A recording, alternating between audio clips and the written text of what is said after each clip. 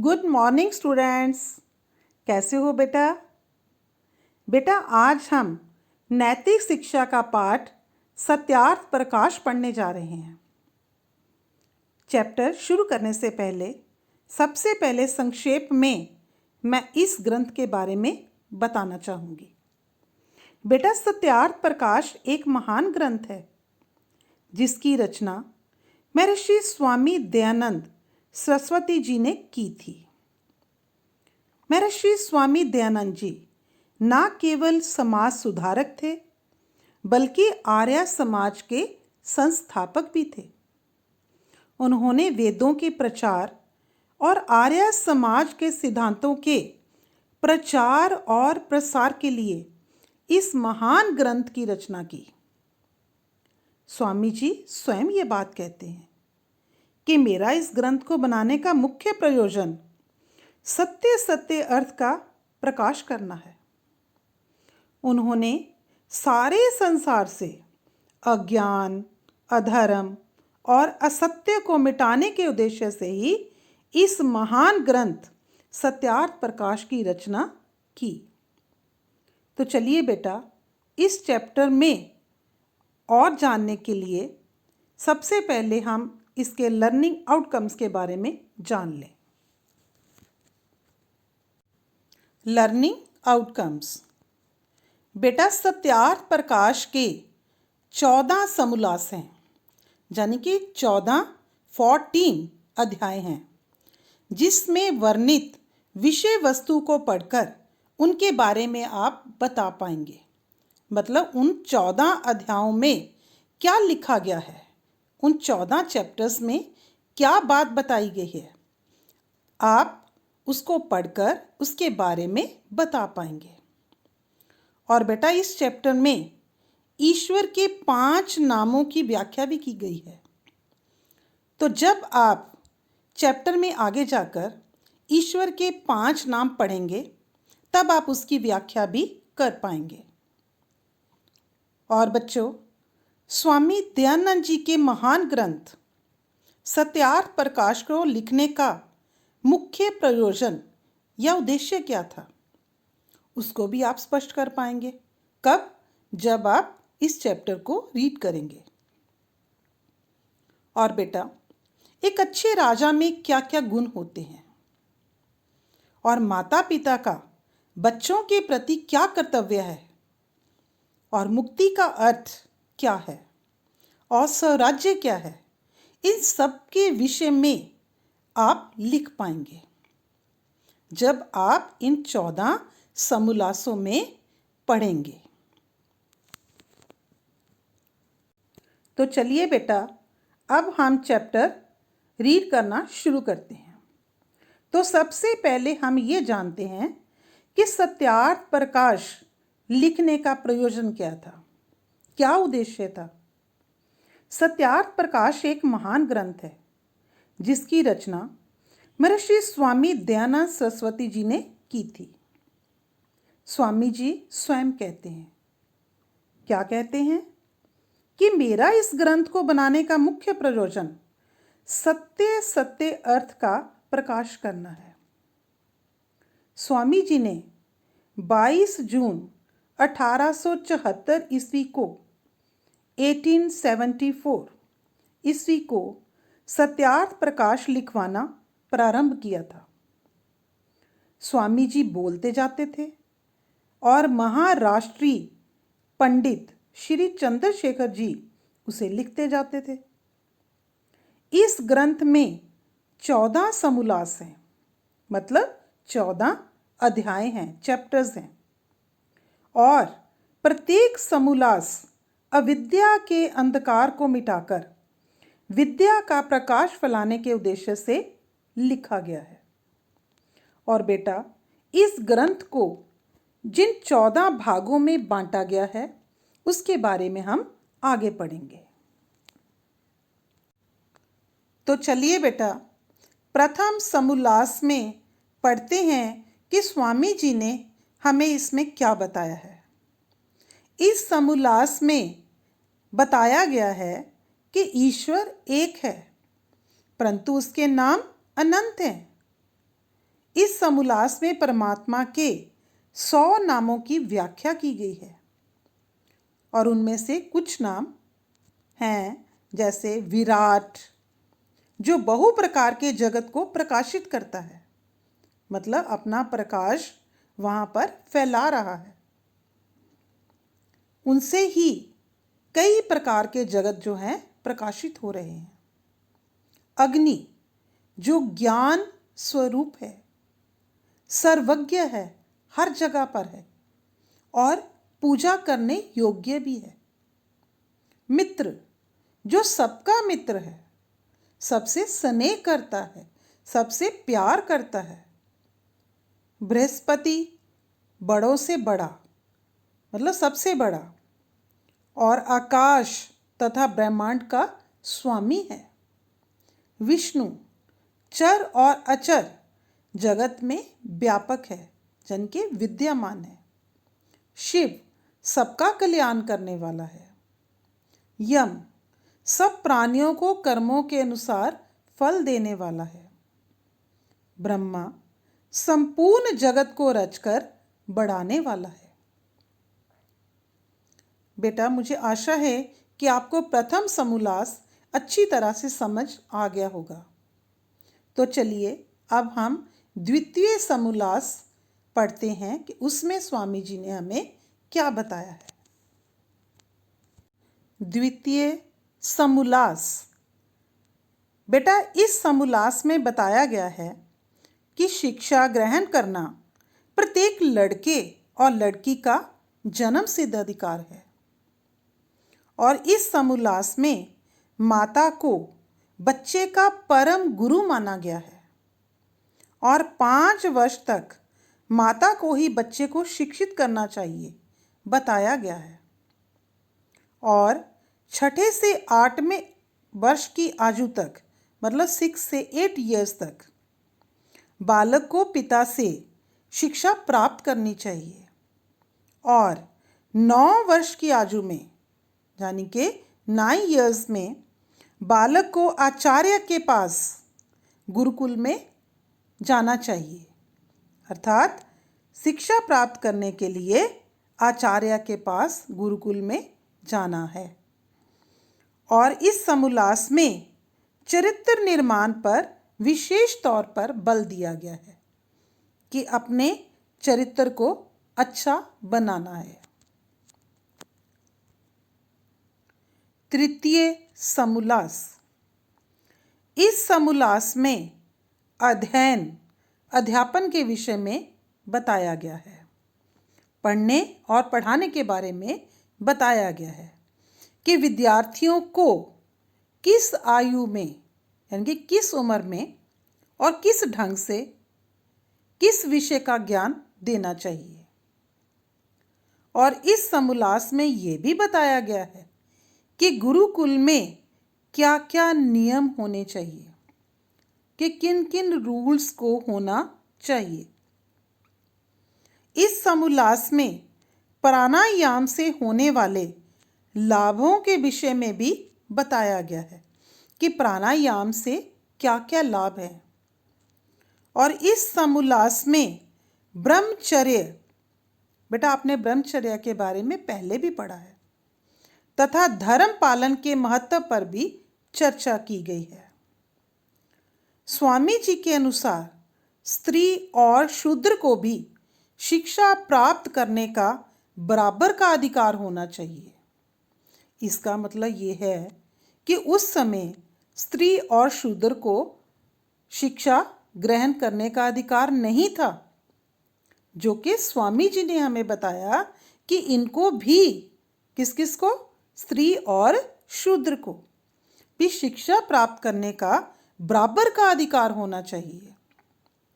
स्वामी जी के अनुसार जिस देश में यथा योग्य ब्रह्मचर्य, विद्या और वेदों के धर्म का प्रचार होता है, वही देश सौभाग्यवान होता है, भाग्यशाली होता है। चतुर्थ समोल्लास। इस समोल्लास में विवाह और गृहस्थ आश्रम के बारे में लिखा गया है।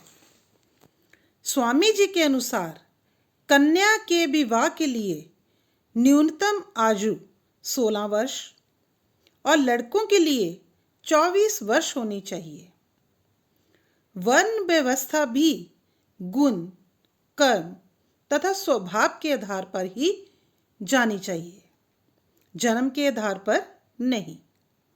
मतलब वर्ण व्यवस्था जो है गुण, कर्म, स्वभाव के अनुसार ही होनी चाहिए, जन्म के आधार पर नहीं होनी चाहिए।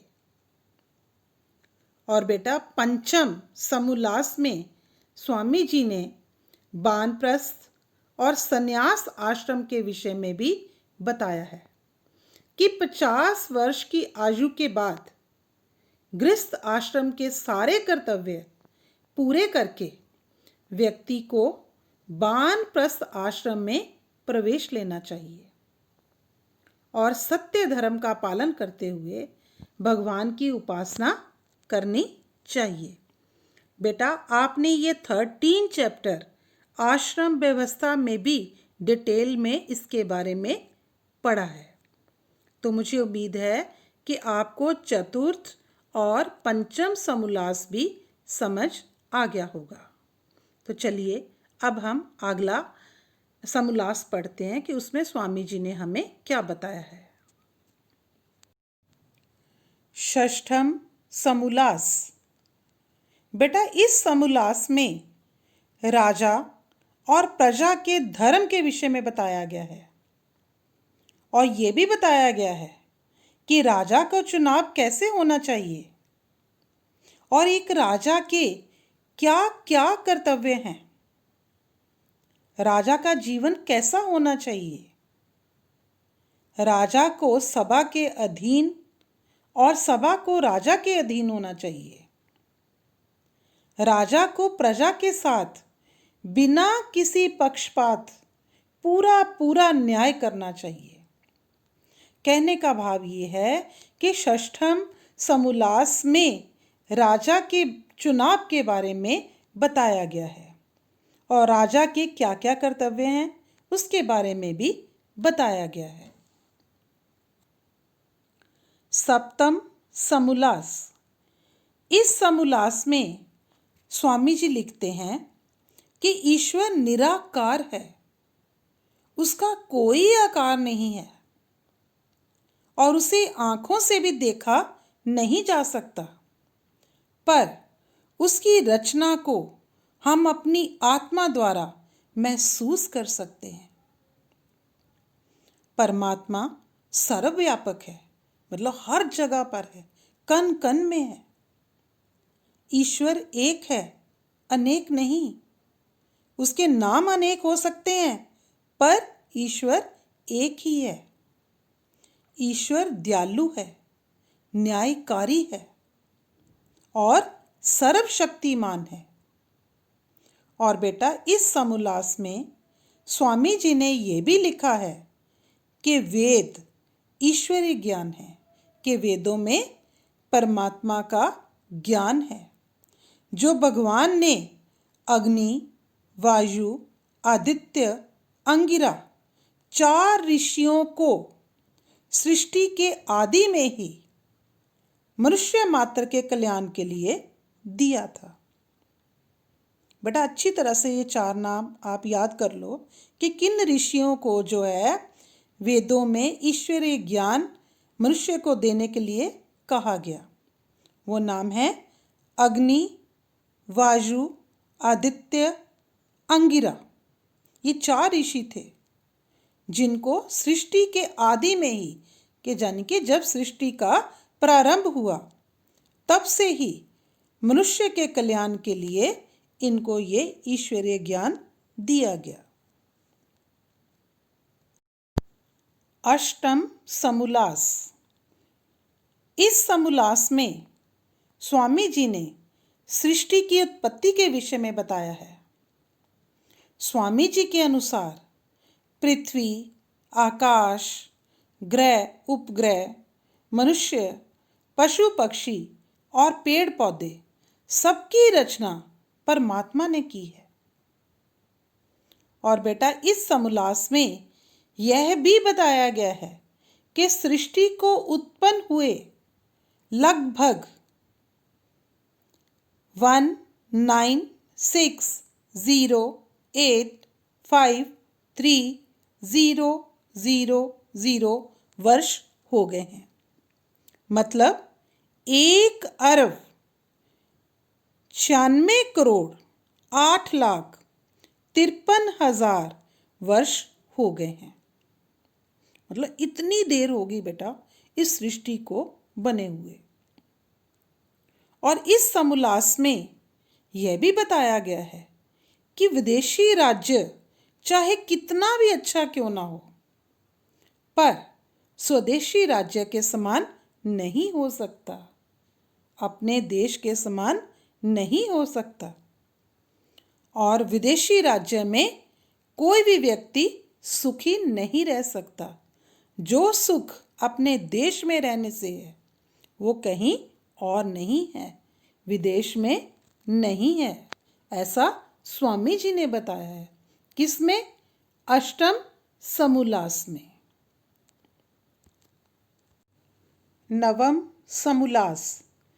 इस समोल्लास में विद्या और अविद्या के विषय में बताया गया है।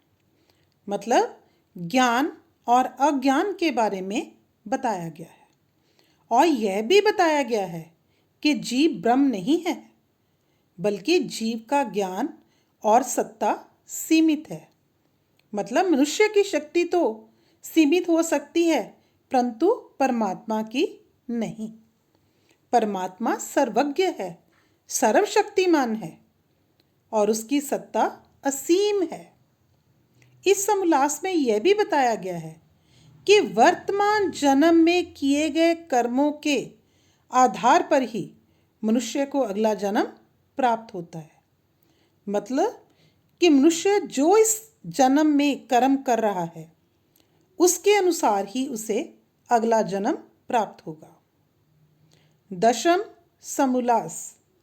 इस समोल्लास में आचार और अनाचार के विषय में बताया गया है। मतलब कि आपका जो आचरण है वो कैसा होना चाहिए। और यह भी बताया गया है कि वेद ही इसके परम प्रमाण है। इसमें यह भी बताया गया है कि अप्रिय सत्य कभी नहीं बोलना चाहिए। मतलब जो सच किसी को अच्छा ही ना लगे वो तो बिल्कुल बोलना नहीं चाहिए। और सत्य सबका आधार है और सत्य को भी बहुत ही सावधानी से बोलने की ज़रूरत होती है। इस समोल्लास में जीव हत्या और मांस खाने का भी निषेध किया गया है। मतलब उसका विरोध किया गया है कि जीव हत्या नहीं होनी चाहिए और मांस नहीं खाना चाहिए। 11वें, 12वें, 13वें और 14वें समोल्लास में स्वामी जी ने हिंदू, बौद्ध, जैन, ईसाई और इस्लाम धर्म के जो भी अंधविश्वास हैं उन सब की समालोचना की है।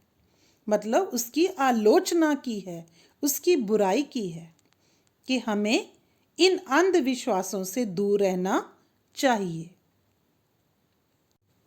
और बेटा पुस्तक के अंत में स्वामी जी ने एक परिशिष्ट रखा है जिसका नाम है स्व मंतव्यम प्रकाशय। जो भी इन 14 समोल्लासों को पक्षपात रहित होकर न्याय दृष्टि से देखेगा उसकी आत्मा में सत्य अर्थ का प्रकाश होकर आनंद होगा। और जो इन 14 समोल्लासों को हठ, दुराग्रह और ईर्ष्या भाव से देखेगा और सुनेगा उसके लिए इस ग्रंथ का सही अर्थ समझ पाना बहुत ही कठिन होगा। स्वामी जी स्वयं लिखते हैं, सत्य को मानना, मनवाना और असत्य को छोड़ना, छुड़वाना ही मेरा मुख्य प्रयोजन है। तो बेटा मुझे उम्मीद है कि आपको सत्यार्थ प्रकाश के 14 समलासों में वर्णित स्वामी जी द्वारा दिए गए ज्ञान के बारे में अच्छी तरह से समझ आ गई होगी और आप भी इस चैप्टर को अच्छी तरह से रीड करेंगे ताकि आप और अच्छी तरह से जान पाएं कि इन 14 समलासों में स्वामी जी ने क्या लिखा है और सत्यार्थ प्रकाश की महारचना उन्होंने किस उद्देश्य से की थी। बेटा, आपने सत्यार्थ प्रकाश चैप्टर पढ़ा और 14 समलासों में वर्णित विषय वस्तु को भी जाना। तो चलिए अंत में एक बार फिर से हम वो मुख्य पंक्तियों को याद कर लेते हैं कि सत्यार्थ प्रकाश में क्या बताया गया था। सत्यार्थ प्रकाश एक महान ग्रंथ है जिसकी रचना महर्षि स्वामी दयानंद जी ने की थी और 22 जून 1874 ईस्वी को स्वामी जी ने ये महान ग्रंथ महाराष्ट्रीय पंडित श्री चंद्रशेखर जी से लिखवाया था और इस महान ग्रंथ के 14 समोल्लास हैं, मतलब 14 अध्याय हैं। प्रत्येक समोल्लास अविद्या के अंधकार को मिटाकर विद्या के प्रकाश फैलाने के उद्देश्य से लिखा गया है और सत्यार्थ प्रकाश में परमात्मा के 100 नामों की व्याख्या की गई है। प्रत्येक समोल्लास पक्षपात रहित होकर न्याय संगत लिखा गया है। सत्यार्थ प्रकाश को लिखने का मुख्य प्रयोजन, मुख्य उद्देश्य सत्य को मानना, मनवाना और असत्य को छोड़ना, छुड़वाना है। और बेटा, सत्यार्थ प्रकाश में सृष्टि की उत्पत्ति के विषय में भी बताया गया है कि सृष्टि की उत्पत्ति को लगभग 1,96,08,53,000 वर्ष हो गए हैं। बेटा, आप ये जो मुख्य पॉइंट्स बताए हैं इनको ज़रूर याद रखना है। तो अब हम जानते हैं कि आपने चैप्टर तो रीड कर लिया, क्या आपको वो सारी बातें समझ आ गई जो 14 समोल्लासों में बताई गई है।